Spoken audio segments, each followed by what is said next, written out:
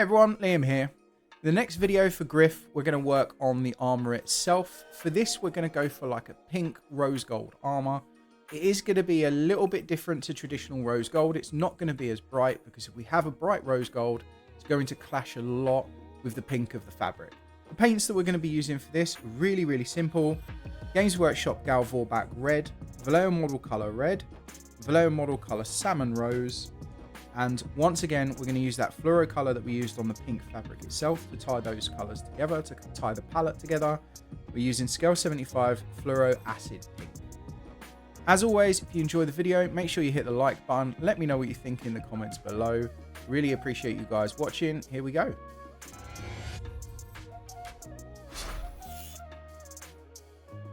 Now, when it comes to the paint recipes itself, like I said, Gal Vorbak Red on the left, Vallejo Model Color Red in the center there, and Salmon Rose on the right hand side. And what we're looking for when it comes to our paint consistency on this is we're aiming for this semi-transparent paint consistency. And what we're going to start with for our actual base color is we're using a roughly 50-50 mix of the red and Salmon Rose because we want this very pinky skin tone.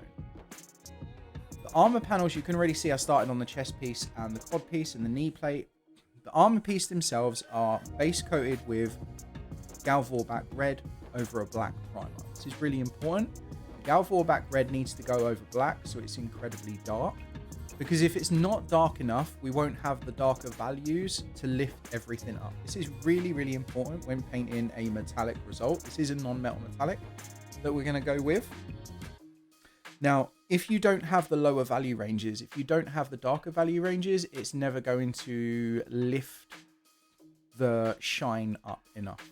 So we're going to start off with these shoulder pads. And what I've got is, this is, like I said, the red and Salmon Rose mix. And I'm placing in my main reflection and then my secondary bounce reflection. So you can see the line of light that's running through these shoulder pads. This is the main reflection that I'm painting.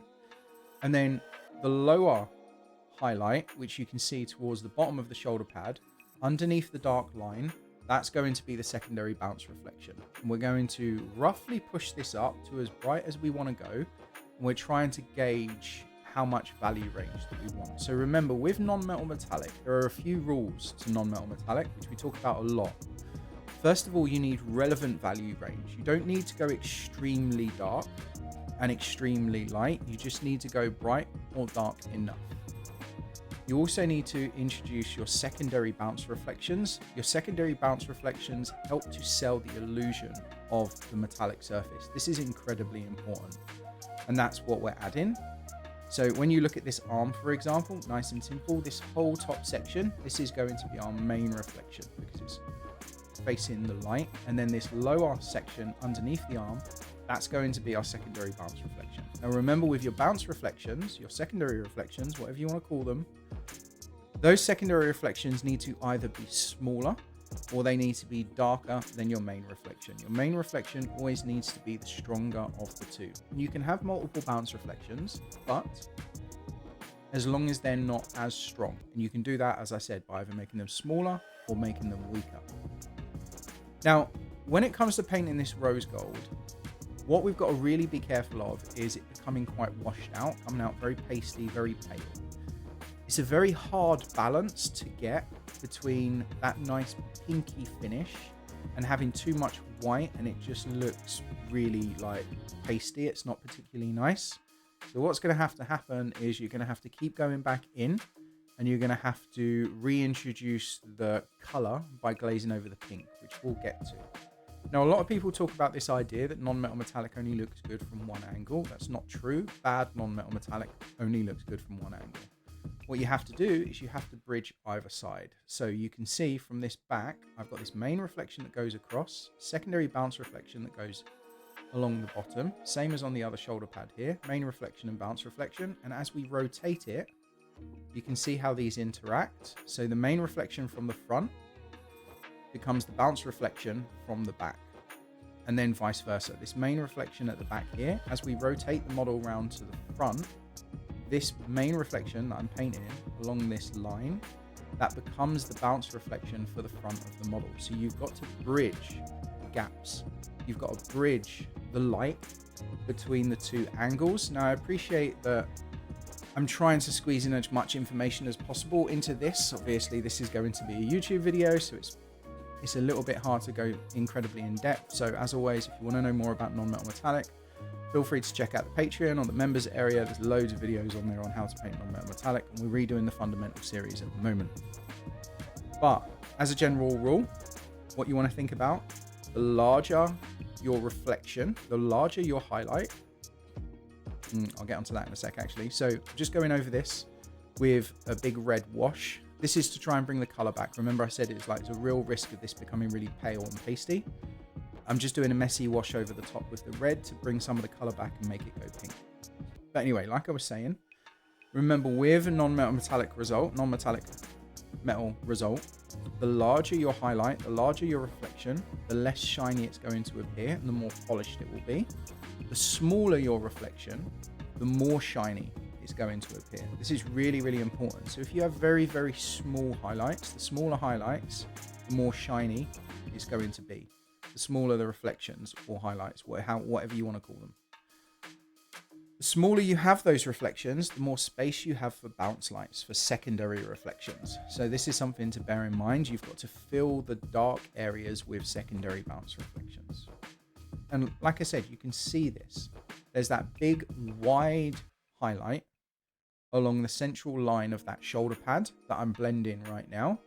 That is the main reflection, right? And then towards the bottom where you can see me blend in right now, that area of light underneath that dark line is the secondary bounce reflection. So it's really, really simple. You can see that the main reflection is larger. It's not currently brighter, but it will be by the end. And as for blending this, non-metallic metal can be quite hard to paint from a technical perspective, purely because what you generally have is you have really, really fast transitions. Like, as in those transitions change from light to dark incredibly quickly in an incredibly short amount of space. So that makes things really hard. Now, I showed you the paint consistency that I was using at the beginning. That's still the same paint consistency. What I'm looking for here is a semi-transparent paint. And if you'll notice, most of my brush marks are going towards whatever color I have on the brush. So if I'm going towards the bright area, I've got a bright mix of that red and salmon rose. And if I'm going towards the dark area, I've got a darker mix of the red and salmon rose. So when it comes to the recipe itself, what we need to understand about the recipe, the Gal Vorbak Red is there as a dark base coat for us to paint over. And it's there if we want to really push the shadows, like if we lose those darks and it's not strong enough. We don't really use it too much in the actual painting of the rose gold itself. The actual red itself, pure red, we also don't use too much. Most of the time what we do with the red is we'll put a wash over the top, or we will glaze over the top to bring back some of that nice pinky color when it starts going a little bit too white and a little bit too washed out. Our actual recipe itself is between the red and the rose gold, right? So we're always mixing a little bit of that rose gold into the red, and our final highlight is pure rose gold. So we're not really going with this idea of we have to have extreme value range everywhere. We're not following this logic that you have to go from black to white everywhere. That would be too extreme for the actual color that we're painting.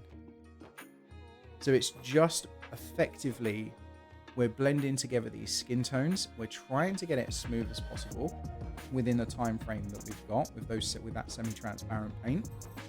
And we're trying to maintain the size of our reflections. This is what's huge. These shoulder pads are effectively a cylinder. So you can see with a cylinder, you get a line of light that runs through the length of the cylinder, which is what's happening on that shoulder pad. Once again, like I said, every so often you're going to see me put red all over this. All I'm doing is putting a wash or I'm glazing over the top to bring the color back. That's the point of the red. But anyway, so we have a cylinder for the shoulder pad. So we have this line of light that runs through. How large you do that line of light, how large you do that reflection, will dictate how shiny this is. Now, I'm intending to go much brighter with this. So at the moment, we've got quite a large reflection, right? We've got quite a large highlight, but I'm going to push all the way up to that Salmon Rose until we get to this point where we get this nice shine. And as we get brighter and brighter, the reflection, the highlight, is going to get smaller and smaller. So the brighter and brighter we get, the smaller and smaller that this gets.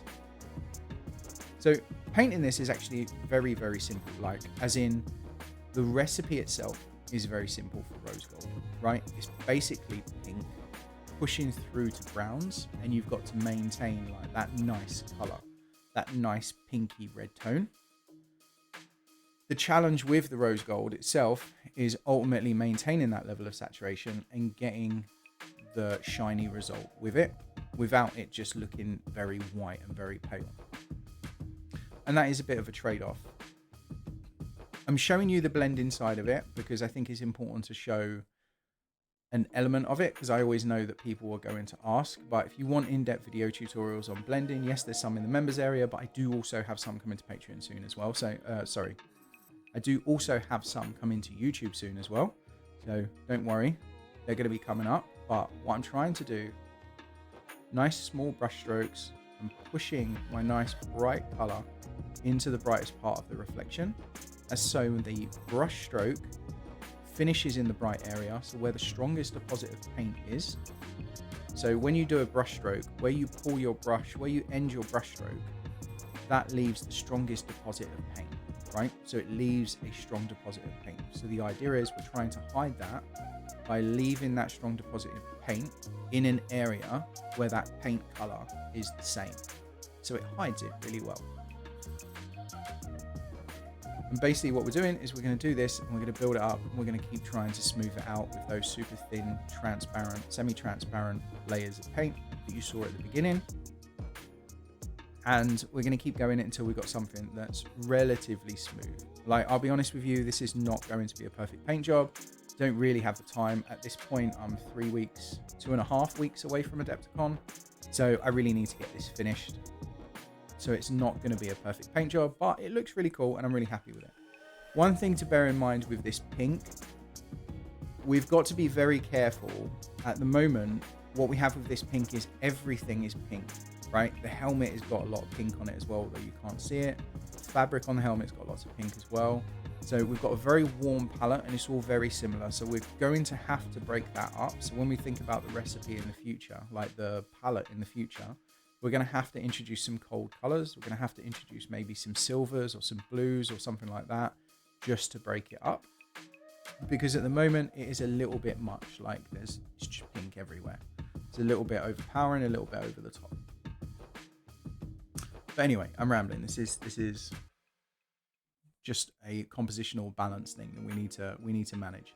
So I'm going a little bit brighter here. Now this is where you're going to see me go really, really small with these reflections. So instead of following the whole of this big cylindrical line that I've painted on, what I'm doing is I'm almost painting a little oval. I'm pushing these tiny little brush marks into the center of this cylindrical line, and I'm trying to push it very small, as you can see, and very bright. And because this highlight, because this reflection, because this color, this is the pure Salmon Rose, by the way. Once again, like semi-transparent red paint, really thin, building it up slowly. I'm trying to push this Salmon Rose so we get this really, really small reflection. Remember, the smaller the highlight, the more shiny this is going to appear. This is incredibly important. It's like the most important rule when you're trying to create a non-metallic metal effect. The smaller the highlight, the more shiny this is going to appear. And I think what I'm going to do is there are basically 5 rules to non-metallic metal, and I think I'm going to do a YouTube video on them over the next few weeks. So for anyone who wants to learn how to paint non-metallic metal, keep an eye on the YouTube video, and I'll have that coming up. But again, you can see me pushing this really, really slowly. I've already shown you, you can already see the volumes from the messy sketch on everything else. Basically got these lines of light that run through. But what's important here is being able to push really bright in a really small area. And this is basically, it's going to really, really make this pop. Now, what I will say is these paints, I'm not sure which one of the paints it is. I think It's actually the Gal Vorbak Red. But these paints are a little bit glossy. This is going to require a matte varnish after this is all done. The reason why it's going to need a matte varnish is basically what's happening is the shine of the light from all of the lamps is kind of messing with how we see it. You can see when I show the model here, it all looks a little bit washed out, and then when I turn it, you get a better reflection of what that actual highlight looks like. So this is something to think about if you're trying to paint high quality display pieces, especially a competition piece. You don't need to have a matte finish everywhere. Like, that's really not relevant. But when it comes to a matte finish, you need to have the correct finish everywhere. And ultimately, it doesn't make sense to have a satin finish on this armor, on this non-metallic metal, because it's really, really distracting. So before I glue this onto the base, I'm definitely going to have to put a matte varnish over the top just to dull it all down.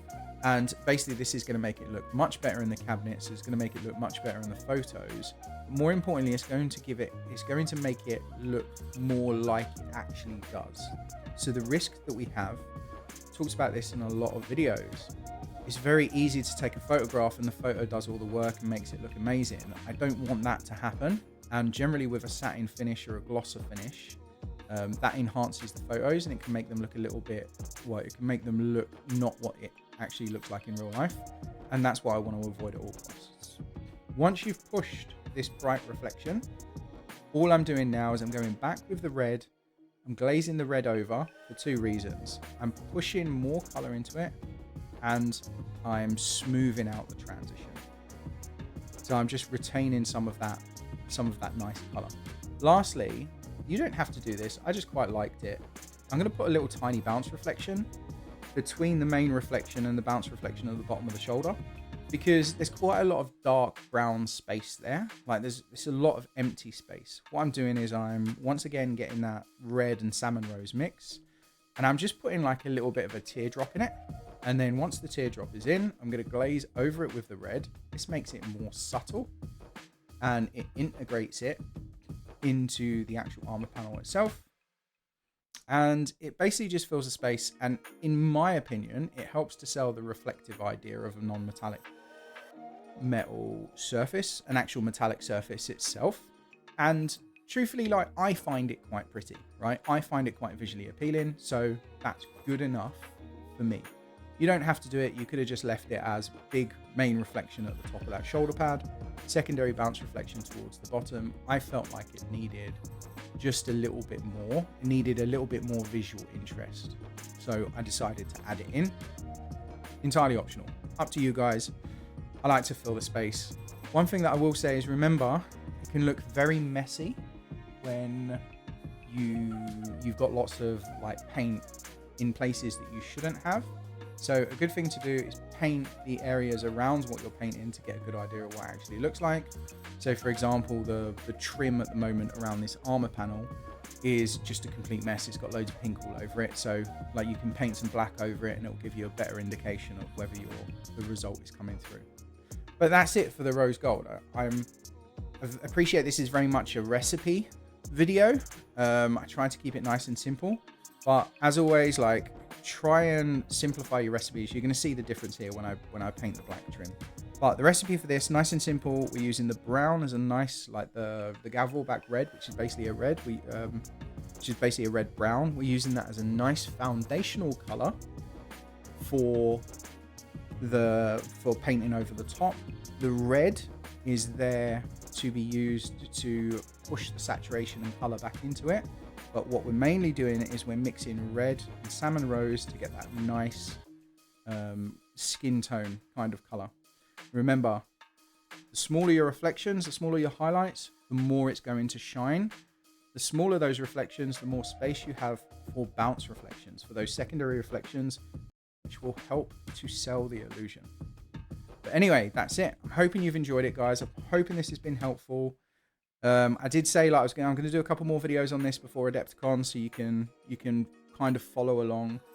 Hopefully you do find it useful. As always, thank you for watching. It means a huge amount to me. Let me know what you think in the comments below. Make sure you hit the like button, subscribe if you want to see more, and as always, if you do want to support the channel more, feel free to check out the members area or join the Patreon for far more in-depth video content. Cheers. Bye-bye.